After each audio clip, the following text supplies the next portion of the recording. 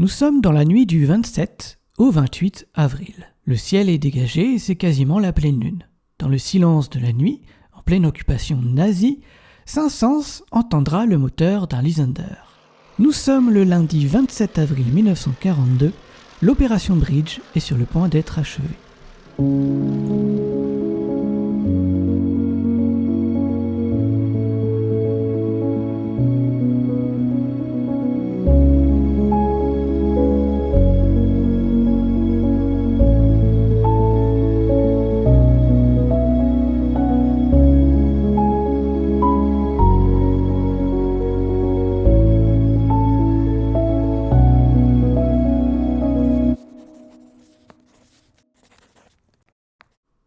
D'abord, le contexte. Ça va faire bientôt 2 ans que Saint-Saëns est occupé par les Allemands. Le récent numéro du journal Brayon local vient de publier Au calme, et l'anniversaire d'Hitler, et l'anniversaire de Pétain, à côté d'un article annonçant 30 juifs et communistes fusillés. Côté résistance française, elle commence à être bien installée. Il manque juste une chose. Bâtir des liens durables entre la résistance extérieure vers Londres et la résistance intérieure locale. Cette dite opération Bridge, sur Saint-Saëns, fait partie des quelques-unes allant dans ce sens à cette époque, liée physiquement, tel un pont, la résistance extérieure aux résistances intérieures françaises. Et ce pont se fait par les airs. Saint-Saëns est donc le lieu, depuis un peu plus de 3 mois maintenant, d'une liaison aérienne clandestine. Nous viendrons boire à Pernod le 7. Ça y est. Je répète, nous viendrons boire à Pernod le 7. C'est pour ce soir. Bien. La Lune se lève à 21h56, le rendez-vous est prévu entre 22h et 23h GMT. Ce 27 avril 1942, quelques résistants ont veillé jusqu'à nuit noire pour se rejoindre sur les hauteurs. Parmi eux, il y avait un certain Denis et un certain Pedro. 2 personnes clés de la résistance française intérieure qu'on cherche à exfiltrer pour rejoindre l'Angleterre. Ils avaient logé et été réfugiés chez Suzanne Le Gardien et Marcel Le Gardien, dans leur café rue des Bouchers. Ça équivaut au bâtiment de l'actuel numéro 16, rue Général de Gaulle, si je comprends bien. Suzanne Le Gardien tenait ce café, et Marcel Le Gardien, originellement garçon de restaurant, travaillait pour une usine en tant que chauffeur, mais était surtout passeur. De toute façon, vous n'aurez à vous occuper de rien, c'est monsieur Thibault qui vous emmènera sur le terrain le moment venu. Le couple est une figure de la résistance saint-sanaise, ayant réfugié bon nombre de résistants et aviateurs alliés. Partis en pleine nuit de la rue des Bouchers, Denis, Pedro et Marcel Le Gardien, ou en tout cas ils n'étaient que quelques-uns, rejoignent la plaine de la Haye vers Maucomble. Ils montent alors la route des bois pour atteindre le plateau. Sous le clair de lune, positionnés sûrement sous les arbres à scruter le ciel, les hommes attendent alors le long de la plaine de longues minutes. L'avion est en retard. La tension est palpable. Quelquefois, en effet, l'attente était longue. Avec une nuit aussi claire, ce n'est pas une petite lisière de forêt qui pouvait les cacher de tout. Et la plaine, faisant office de piste d'atterrissage, est totalement dégagée. Dès que l'avion sera arrivé, ils devront alors faire très vite pour ne pas alerter. Le balisage étant mis en place très rapidement à la tombée de la nuit, et immédiatement enlevé dès le décollage de l'avion. La tension est palpable. Aussi parce que c'est la première fois que ces 2 personnes procèdent à une exfiltration de ce genre. Ça fait à peine 5 mois que Denis et Pedro appartiennent au réseau de la confrérie Notre-Dame. Un réseau de renseignement français rattaché à la résistance extérieure, c'est-à-dire France Libre dirigée par Charles de Gaulle sur Londres, mais tout en étant à la fois diffusé sur place parmi les diverses organisations de la résistance intérieure, composées à la fois de Français et d'étrangers et de divers bords politiques. Par exemple, rien que sur Saint-Saëns, 3 réseaux principaux ont coexisté durant l'occupation. On avait les maquisards communistes et sympathisants, qui seront regroupés sous les francs-tireurs et partisans, dont Paul Le Sueur et d'autres faisaient partie. On avait le réseau Century, qui était un réseau de renseignement français dont Simone Vallès faisait partie, et on avait la cellule résistante aidant les aviateurs alliés, dont Jacques Vallès et le couple Le Gardien faisaient partie. Sous l'occupation nazie, Saint-Saëns était donc un lieu de résistance très actif, au point qu'on y cachait des aviateurs et réfugiés venant de Saint-Hélier ou Bosc-Béranger. Mais ici, ce n'est pas d'aviateurs dont on parle, mais de personnes clés de la résistance française à l'échelle nationale, se cachant sous les noms de code Denis et Pedro. Et ça fait plusieurs minutes qu'ils attendent leur avion. L'attente était longue. Le premier à attendre l'avion, Denis, est Jacques Robert. Ingénieur et combattant reconnu, parfois noté comme garde du corps ou second, en tout cas il était le bras droit de Rémy, aujourd'hui communément appelé Colonel Rémy, de son vrai nom Gilbert Renaud. Colonel Rémy qui est à l'origine de ce fameux réseau de renseignement, la confrérie Notre-Dame. Jacques Robert part sur Londres pour confirmer son activité en son sein. Arrivé sur Londres, après avoir divulgué ses informations et reçu ses missions, il sera parachuté en France 2 mois plus tard. Puis, parti presque de rien, il sera à l'origine du plus vaste réseau de renseignement français contre le régime de Vichy. Le second, à attendre l'avion, Pedro, est bien plus connu pour les Saint-Sanaises et Saint-Sanais, puisque, comme dans beaucoup de villes, une rue du bourg porte son nom. Pedro est Pierre Brossolette. Au sein de la résistance, il était un peu la parole politique du réseau, que le colonel Rémy avait du mal à avoir. Ce 27 avril, il est et sera un grand initiateur de l'unification des mouvements résistants de la France occupée, allant des travailleurs communistes jusqu'aux conservateurs capitalistes, en passant par les mouvements démocrates, syndicalistes et socialistes dont il était politiquement plus proche. En cette nuit du 27 avril 1942, dans la plaine de la Haye, ce sont donc 2 futurs importants personnages de la résistance française qui attendent là leur avion, à la lueur de la lune. Là-haut, c'est un Westland Lysander de la Royal Air Force qui arrive. Son pilote est un certain Sticky, alias Alan Murphy. De là-haut, il voit une lumière rouge donnant l'indication pour atterrir. Il coupe le moteur et c'est parti pour la danse. 2 hommes descendent, 2 autres se précipitent pour monter. On raconte même que Pierre Brossolette se serait cogné la tête dans la précipitation. On cale les 2 résistants et on tasse le gros sac de courrier. Et 5 minutes à peine plus tard, l'avion repart de nouveau à pleine balle, moteur à fond.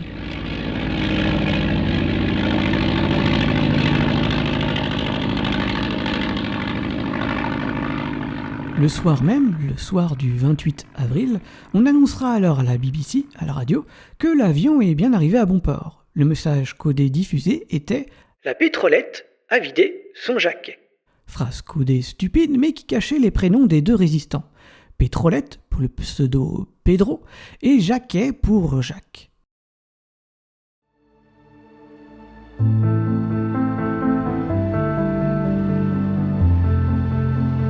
Ce 27 avril 1942, Saint-Saëns a donc connu le passage de plusieurs résistants.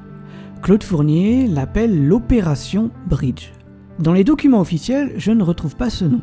Opération Bridge semble avoir été un nom diffusé par le colonel Rémy et repris sans remise en question par Claude Fournier.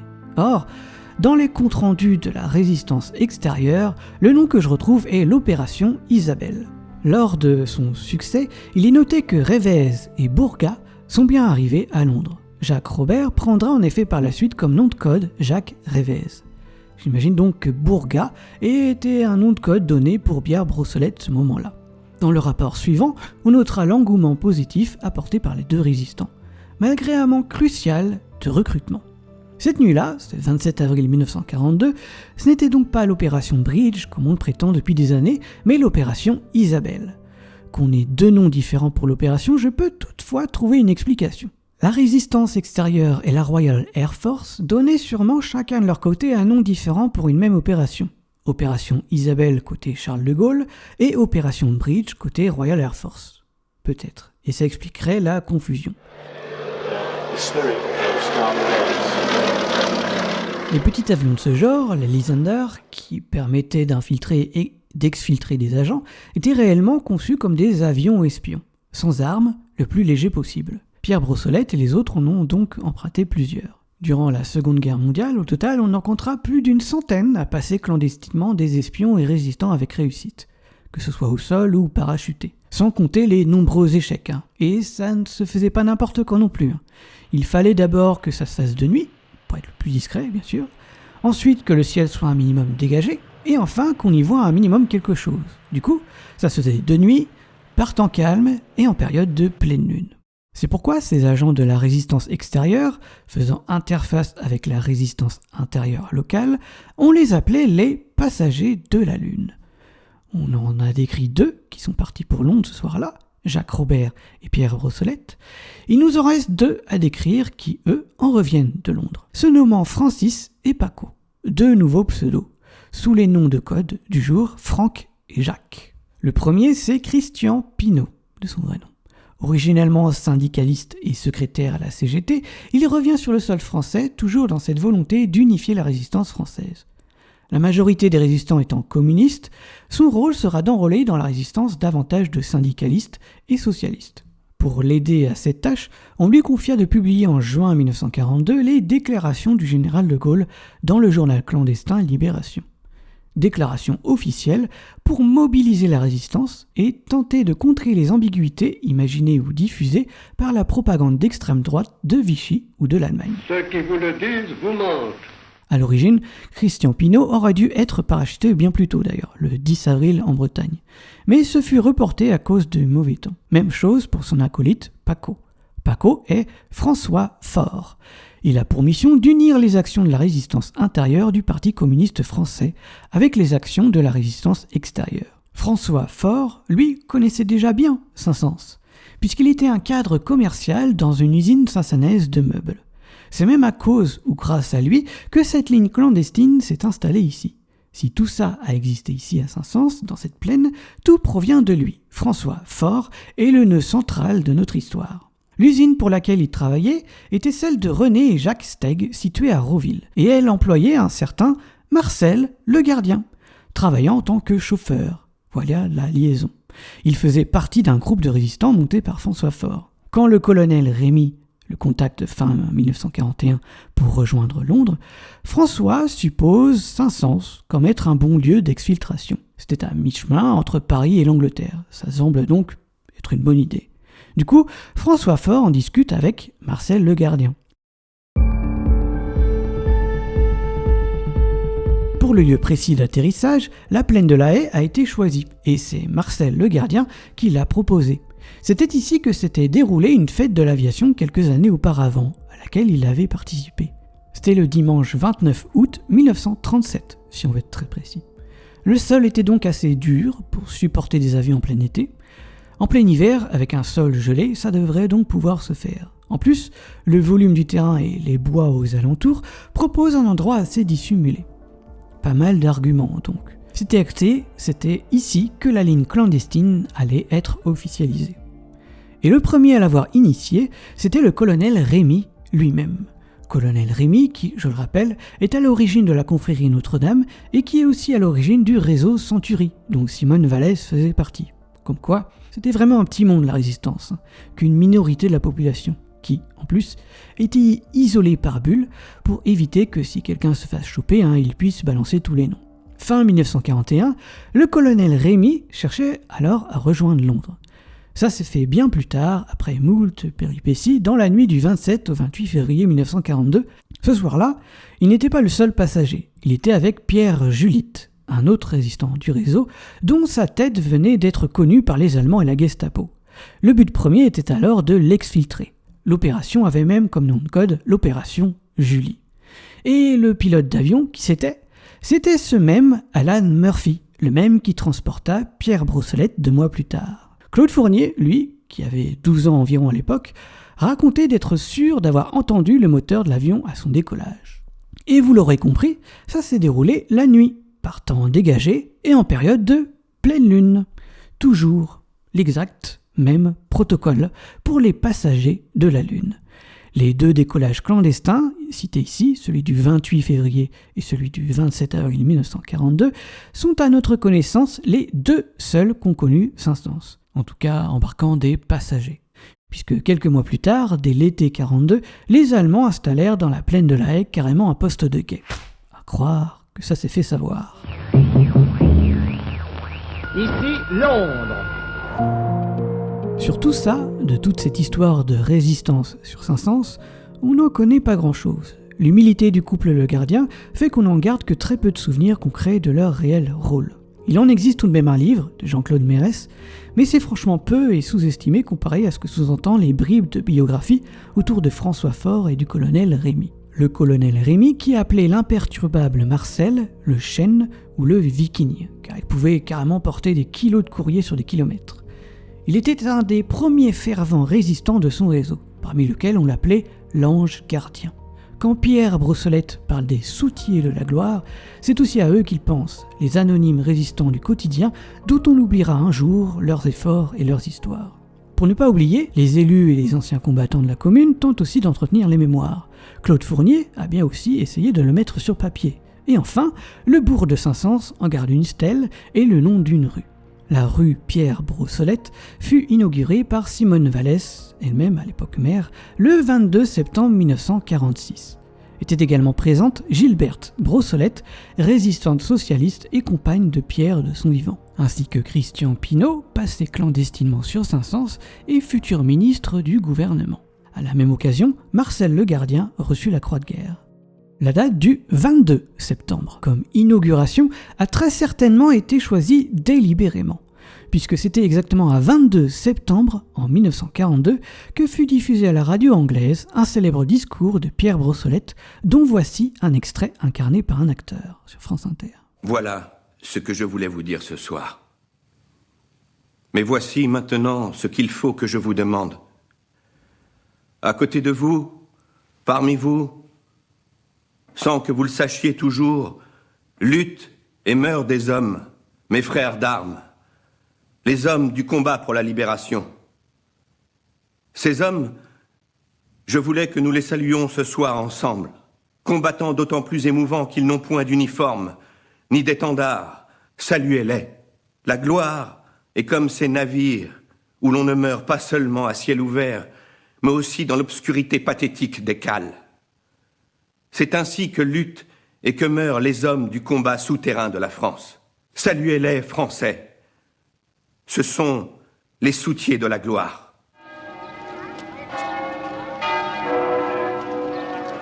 La stèle en grès, elle, a été inaugurée bien plus tard, le 8 mai 1975, par François de La Boulée. Consacrée entièrement à partir du moment où l'ombre a couvert notre pays, à redécouvrir les chemins de la lumière. Était également présent Claude-Pierre Brossolette, fils de Pierre et Gilberte. À l'origine d'ailleurs, la stèle n'était pas posée en bas de la rue Auguste-Guérin, près de la chapelle, là où elle est aujourd'hui, mais tout en haut près du collège, vraiment à l'entrée de la route des Bois. Plutôt dommage, car de là-haut, elle aurait pu admirer, comme ses passagers, la lueur de la lune.